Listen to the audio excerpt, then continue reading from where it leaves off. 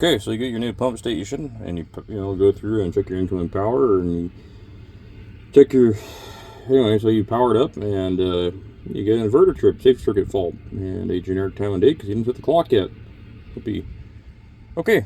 So then you say, okay, well, fine. So you look in the book, and it doesn't show you anything about it. So then you say, okay, well, we have our AOM box or HOA switch, and okay, so no big deal.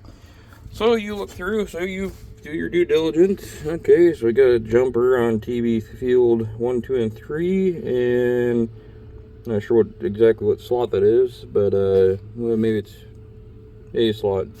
Okay. See a little white bar? Looks like a Tic Tac. Okay, there's a jumper. Okay, fine. So you look around and you go through your schematics, because these are supposed to be what they are. Okay, there's your jumper. There's a jumper list. Okay, well, here's the cable. So CBL01517, and we have a winner. Okay, so you say, all right, red wire, low safety flow switch, TB field. Well, this is a booster station, doesn't have a safety float.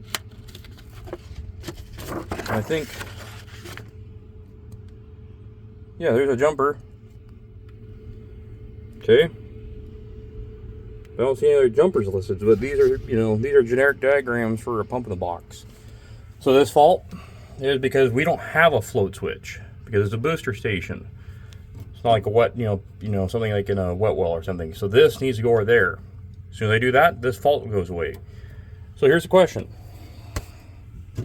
Now, you assume that these ship, I have this diagram, right? So this should be fine the way it is. And mine is running, setting up our, this is IVM, so it's relay start with a latching solenoid.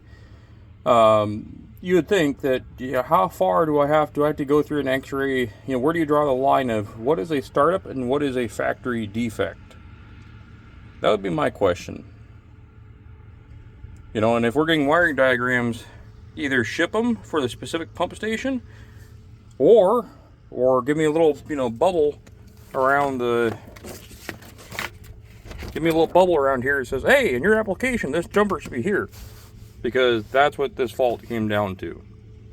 A jumper that's not shown on the diagram that should have been installed by the factory that didn't get put in, so we couldn't do a startup and come back another day. So the next question is, who pays for that? There you go.